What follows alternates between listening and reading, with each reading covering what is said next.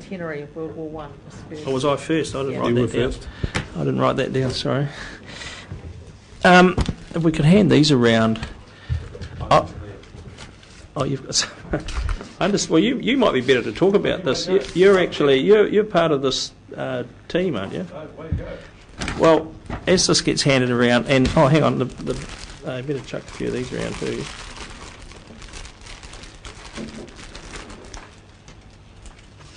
We've had a letter from Sir Bob Harvey and Brian Roach in regard to local government's contribution of whatever sort to the commemoration of the centenary of the First World War, and the preparations well underway. I only really know what's in this letter, Councillor Barker. I'm actually wondering whether you might give us some of your wisdom. I understand you're part of the organising committee of this. Could I ask you then, what would our role, if any, be in this, and what would be appropriate, and what is being done in Hawke's Bay? Well, can I say to the regional councils in a slightly difficult position, because the commemoration of the First World War was initially made the responsibility of local councils and local territorial authorities. And if you go around New Zealand, nearly every local territorial authority put up a monument. And I've had some of my overseas friends criticise in New Zealand for these memorials they see around the place. And I've stopped them when I had one of them in a car, and I stopped them and I said, I want you to get out and have a look and count the names down this memorial. Look at the size of the town. I said, for every name that's on there dead, there are 4 times that many who came back injured. These towns erected these memorials not to celebrate war, but because of the destruction of the community. The communities were smashed by this. And I don't think we can ever really appreciate just how significant the First World War was. And you go to small towns and look at the numbers of dead on them, and multiply that by 4, and think about what those towns were, what a huge loss this was to us. Now, this helped form in some ways and shape this country. We lost some of the greatest people we had, and it was a struggle for us. And what this is to do is to commemorate the First World War, not to celebrate war. And what we're looking to do is to have each of the communities develop their own programs for it and what they wish to do. Now, some communities are restoring their monuments, some communities are doing other things. So it's really make it of it what you will. But I think from the regional council's point of view, I think the chair would be, it should be very appropriate for the chair to liaise with the other council mayors, what they're doing, get from them what they intend to do. And I think it would be entirely appropriate for the chair to say, we wish to help in any way we can. And I think we should make some contribution, undertake some activity, support something which says the regional council on behalf of the region was to do something to help commemorate World War One. And many thousands are lost. Marcus, that it became the making of this country. We decided to become independent, and my Australian friends like to tell me how independent they were of Britain, but at the end of the First World War, 2 reports were done, one in Australia and one in New Zealand. And the New Zealand report was intensely critical of the way in which Britain had managed our troops overseas and said we're going to be independent. The Australian one was not. We became an independent country as a consequence of that. The losses were simply too great. And it is a watershed year for us. Yeah, I'd just like to add just a little bit to that.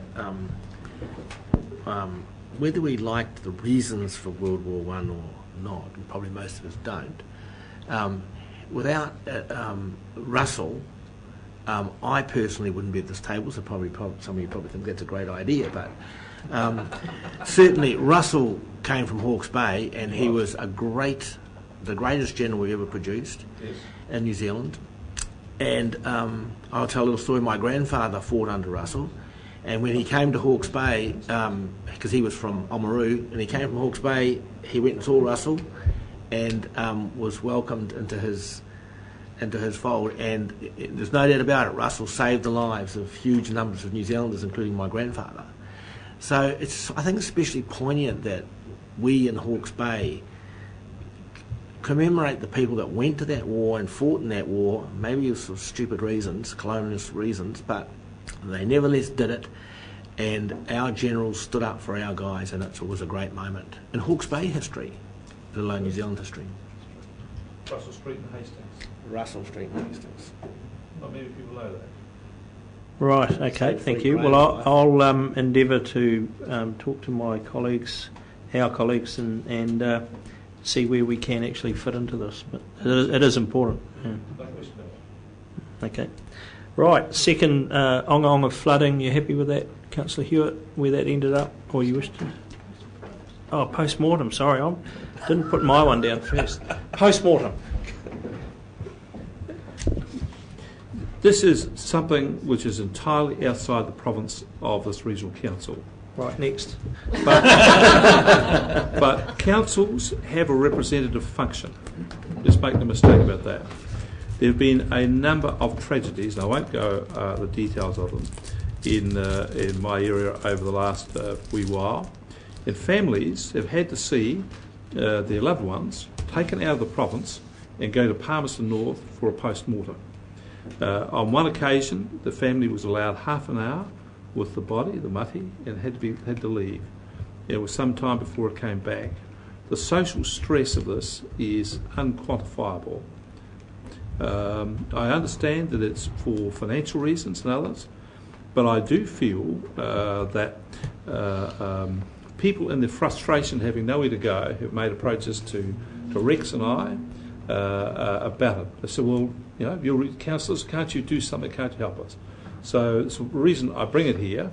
And I do think there is a role for not the regional council itself, but I would ask that the chair, on our behalf, at the next meeting of the mayors and chief executives, say that this is an issue for us, that this is an issue that our region is feeling, and that there's an issue here. It's not of cost in our view. The cost should be the least thing. This is about our families, whether it be in Mahia, in Central Hawke's Bay, or whatever. The post-mortem undertaking is necessary, required by statute, but it must be at the quickest, fastest possible way to the least disruption to the grief of those families. And I think the District Health Board has to rethink its policies in these areas. Now, ordinary people on the streets don't have access to those hallowed hallways, so they've asked others to take the message up, and we pass it on to you. And we want you and the mayors, the other mayors say, well, it's of no interest to us, fair enough. But if they do, I think the mayors of Hawke's Bay saying to the District Health Board, this is an issue of concern in our community, and we want you to think about it very seriously. Thank you for bringing that up. I wondered where you were going. Actually, that happened to my dad when he died about 7 years ago. As an aside, he was a golfer, and he liked going on trips. We had trouble getting home, and Mum thought he was going to be late for the funeral, but he did come back. But you understand it then? Yeah, I do, absolutely. Absolutely, thank you. Onga flood, I'm back on track on my writing here now. Do you... I will mention, and we have had a bit of a biopsy on the Onga flood. Thank you, Mike. I also want to thank you, Fenton, for coming down, because that was a really good lead for me as in terms of community engagement, and so I appreciated your support through there.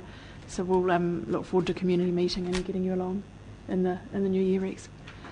The next item that's briefly been touched on were the Dairy Farms Recognition Scheme, and you'll see here that there were 16 awards. They were from throughout Hawke's Bay, from Wairoa right down to Norsewood. We had recipients, and that's out of 82 dairy farms in the region. So it was quite timely that these farmers and their staff will recognise their employees, because they're the ones that are implementing the changes, and obviously there'll be a huge number more, but quite likely there'll be Central Hawke's Bay in the blueprint for some new dairy farms coming up, and it's a great chance to get it right. So as Ian Maxwell said, it's a wonderful model service to be part of. It was a nice barbecue lunch, pleasant afternoon. And just in terms of keeping in touch with the community, I had a session with the Central Hawke's Bay District Council, just keeping them informed as to what we're up to, and it went down a treat. We've discussed it before, how we're embracing the community. So just to report, yes, I have have done that. And one of the comebacks was that the Central Hawke's Bay District Council agreed to invest $150,000 into the Pathways Cycleways scheme, which regional councils put $100K into down there at this point in time. So that was acknowledged most definitely during the presentation. Thank you to Mrs. Lambert for joining me with that as well. I'm sailing now. Got my water wings off. It's all good. Thank you. Councillor Dick, Napier Gisborne Rail. Yes, Chairman. Microphone, please. Need to be circumspect, seeing that this is being recorded. Around about 12 months ago, the Chairman and myself, together with the Regional Transport Committee, convened a rail forum after significant interest and pressure from people concerned about the closure of the line, which had happened about 8 months beforehand. We weren't sure what would come out of it, but what did arise in a very positive way was that there was a core of commercial people who, cut a long story short, have come together and worked cooperatively since as the Napier Gisborne Rail Establishment Group. And they asked me to be the interim chair. Our chairman has been kept fully briefed all along the way. They include people with very good credentials, including Steve Weatherall, who's a major transport operator, Gisborne-based, runs about 60 trucks, but he wants and needs rail. And he was very successful for, unfortunately, a limited period of time after Kiwi Rail lowered the beds of, I think, 3 tunnels on the line so that they could carry high cube containers.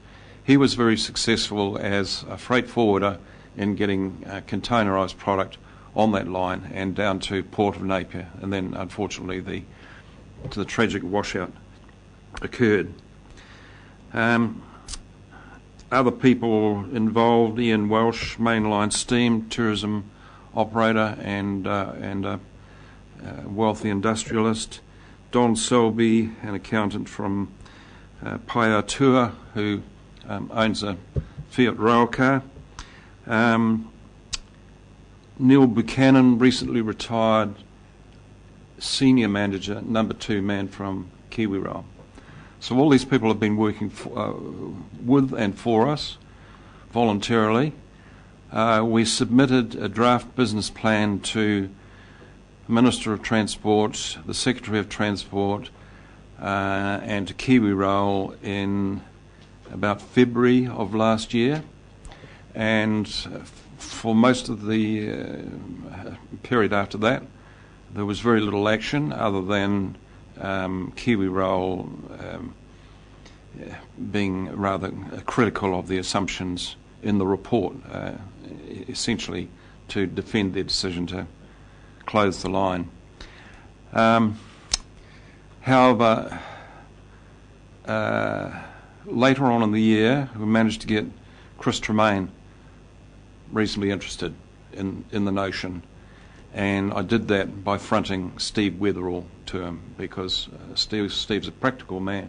He's made things work, and he is able to eloquently describe the problems and limitations of State Highway 2 and the real constraints that it's putting on industry, food processing in particular, in the Gisborne region. In fact, the likes of Leaderbrand are on record as saying that unless we've got good, secure transport links out of Gisborne, then why should we invest further in this region, which they dearly want to do.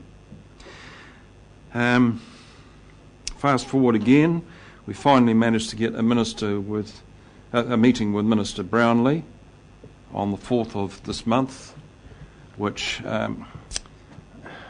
started off not that well, but ended quite well, and with the request for further information. And since then, he's had on his desk since the 10th of December a firm proposal for the government or Kiwi Rail or both to remedy the line, bring it back to fit for purpose condition, which would cost them in the range of 3 to 5 million, and on that basis that the establishment group would proceed to form a company to run a short line operation, Gisborne to Napier, interconnecting with Kiwi Rail. At this point, we've had capital budget finalised at around $10 to $12 million, which includes procuring rolling stock. It includes capitalising a disaster reserve in the vicinity of about $3 million. So if an adverse event happens, then there's money to rectify the line.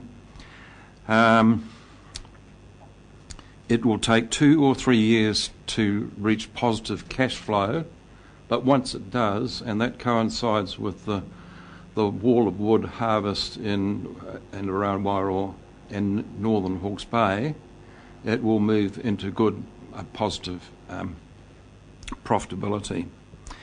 And at that time, if rail is not there, then we're going to have to contend with the fact that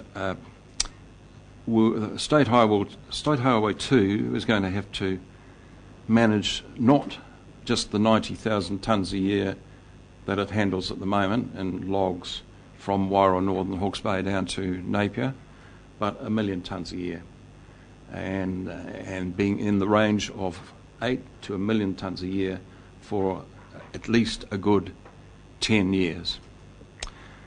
So that's the position at this point, and I'll simply forewarn you that in a couple of days or so I'll have the information complete and able to be handed over to staff, because I propose that we should consider this project in the upcoming annual plan. Thank you. Right, Awatoto gravel extraction, Councillor Bevan, and Mr. Maxwell's here to discuss his little letter. Yeah. I was motivated to put this on the agenda partly because, like a number of councillors here, I attended the Paul Comar presentation a few weeks ago. We talked about the gravel deficit in the Hawke's Bay coastline, and then this email that's come through from UN with regard to the renewal of the consent for Windstones to take gravel off the coastline. I was a little bit surprised by this. I'm not criticising the powers of delegation, but I do want to understand them better. But I was a little bit surprised in view of the information we have about the shortage of gravel on the coastline, that the renewal should be made so readily without perhaps reference to the council, and I was just interested to get your views on the matter and to understand what the process consisted of. Sure. So it's